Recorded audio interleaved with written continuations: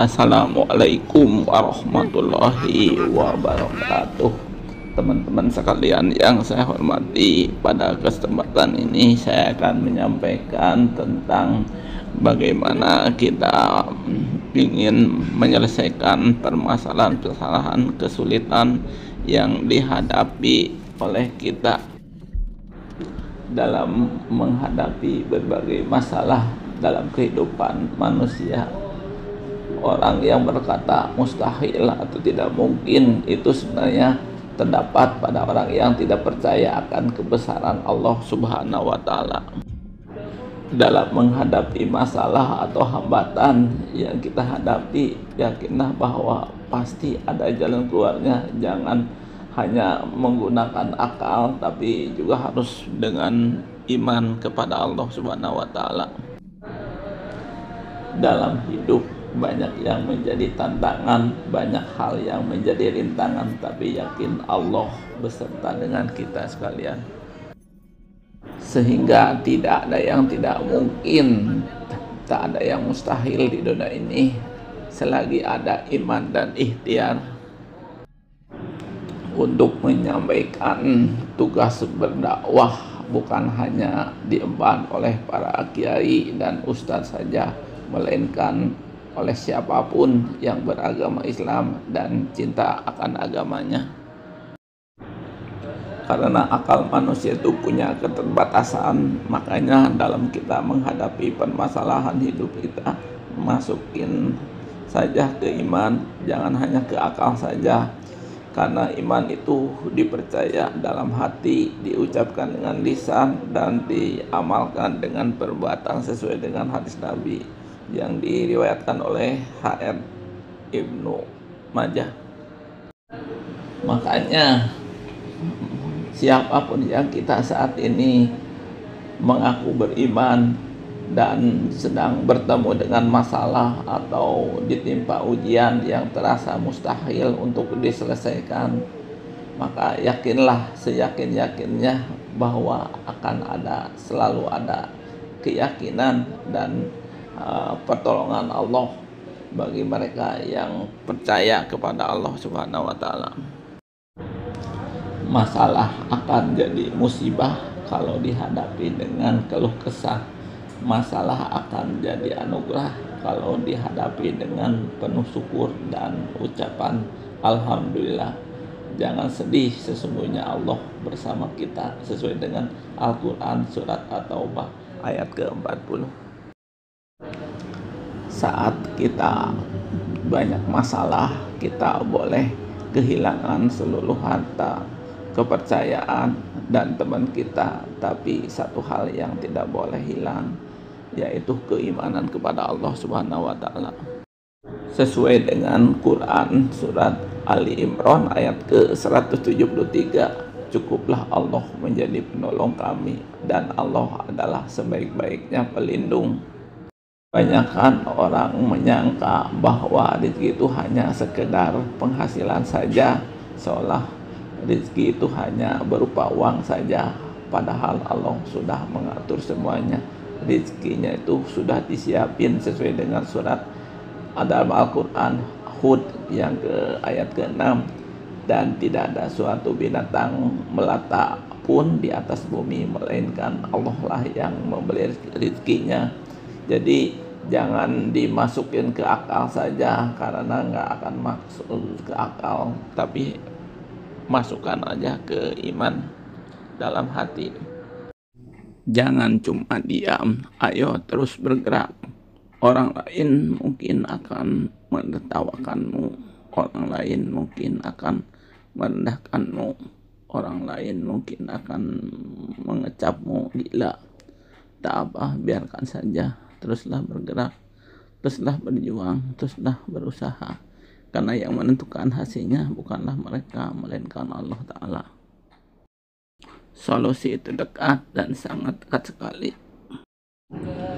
Percaya diri dan percaya dia sama Allah adalah kunci pembuka solusi yang ada di depan mata kita.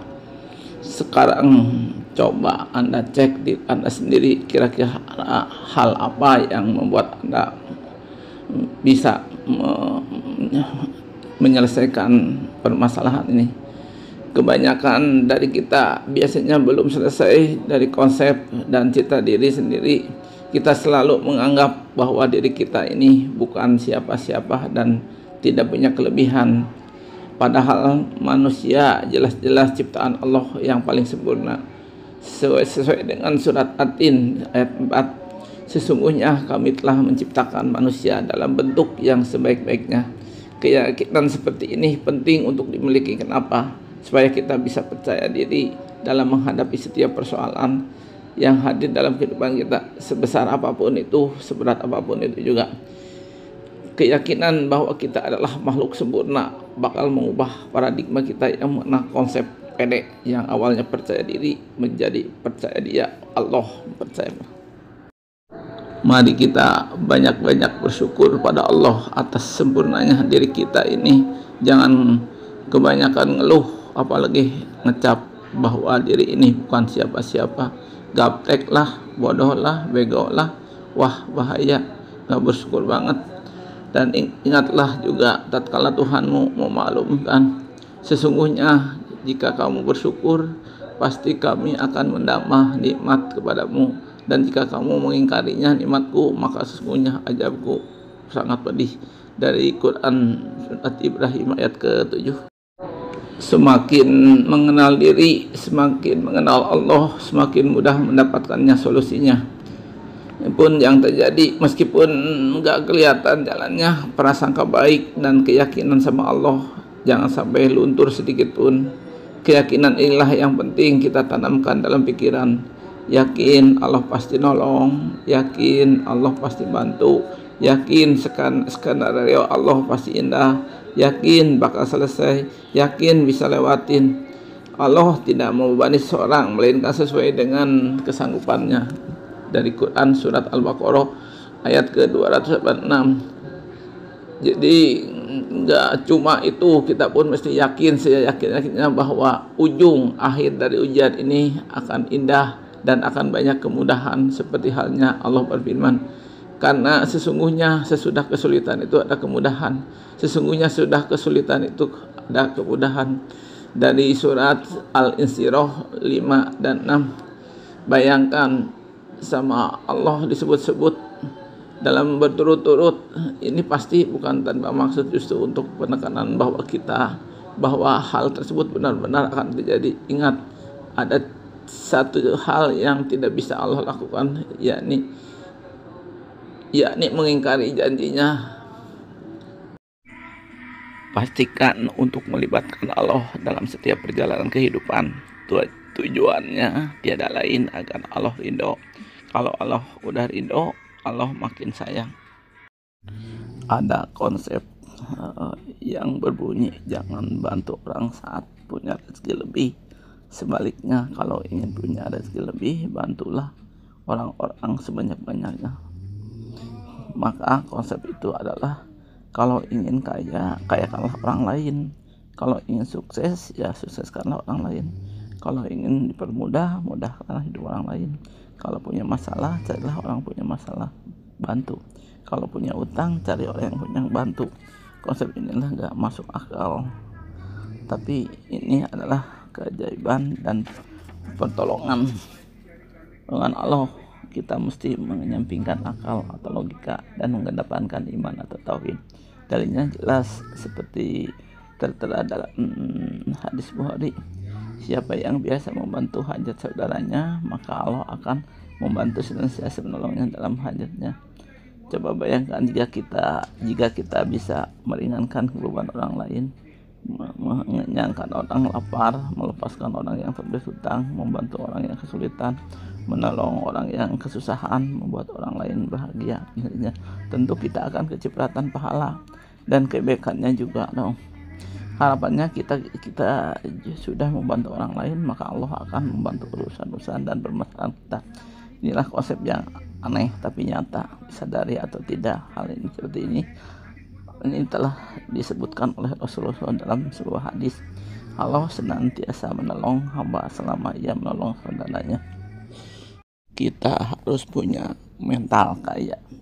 Kalau kita ingin ditolong Allah dengan cara ajaib, maka tunjukkanlah keyakinan kita dalam kondisi sulit.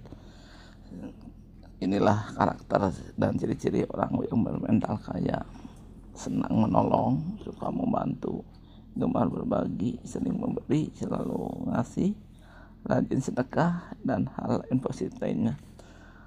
Lagian sedekah bukan dari yang kaya ke yang miskin, tapi dari yang mau ke yang membutuhkan. Jangan beralasan bahwa diri ini lagi miskin. Selama ada niat mau berbagi kebaikan dengan orang lain, maka berbagilah. Gak usah banyak alasan, gak usah banyak motif. Jadilah detonator kebaikan, seperti detonator yang pada pemicu atau pemantik dari bom sehingga terjadi ledakan. Nah, maksudnya di sini kita sebagai untuk memancing orang untuk berbuat baik. Salah satunya yaitu menunjukkan orang lain untuk berbuat baik, menunjukkan orang untuk gabung ke komunitas positif, menunjukkan orang untuk memperbanyak istighfar, menunjukkan orang untuk menghafal Al-Quran, dan seterusnya. Itu kita juga berbuat postingan, baca sama orang, terus berubah, maka bisa kebagian pahalanya. Kita nge-share video orang, ditonton sama orang, terus dia hijrah, maka kita bisa kecipratan pahala dan hijrahnya.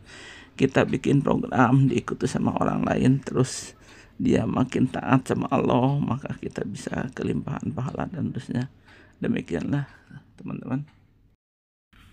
Allah mudahkan kita untuk cukup menunjukkan jalan kebaikan kepada orang lain, maka kita akan mendapatkan pahala yang sama. Ini rumus canggih yang Nabi Muhammad ajarkan. Seperti dalam hadis riwayat Muslim, barang siapa yang menunjukkan kepada sesuatu kebaikan, maka dia akan mendapat pahala seperti orang yang mengerjakannya. Berusaha melakukan dan mempraktikkan kebaikan tersebut dalam keseharian tanpa alasan.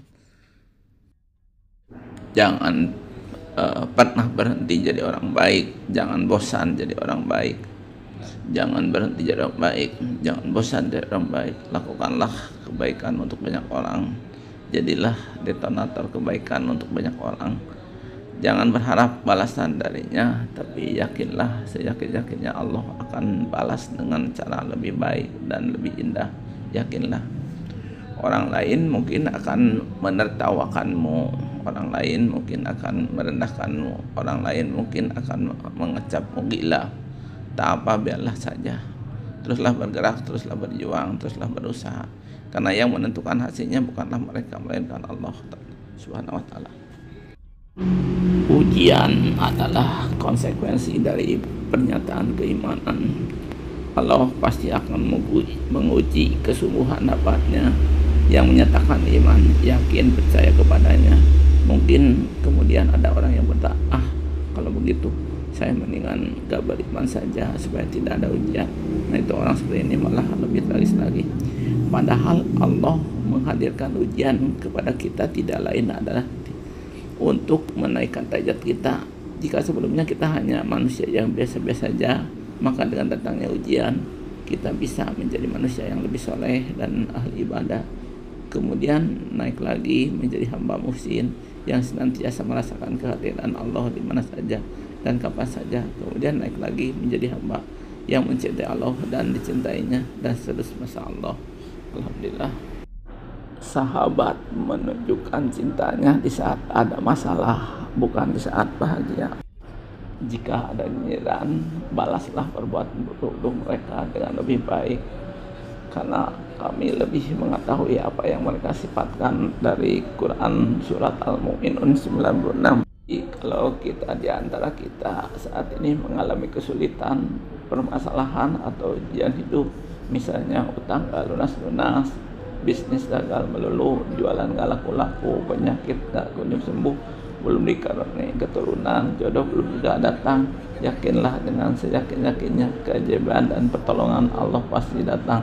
Syaratnya yaitu iman, karena kalau kita perhatikan secara seksama, polanya tuh sama. Diuji dulu baru naik kelas, dikasih kesulitan dulu baru dikasih kebaikan, dikasih kesusahan dulu baru dikasih kemudahan, dikasih masalah dulu baru dikasih hadiah.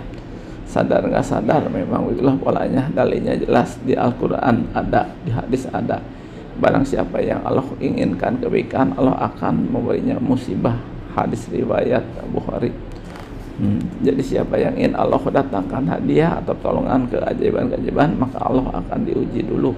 Maka Allah akan uji dulu dengan apa diujinya, macam-macam, bisa berupa ketakutan, kelaparan, kemiskinan, kesakitan, dan lain. Lantas apa solusinya?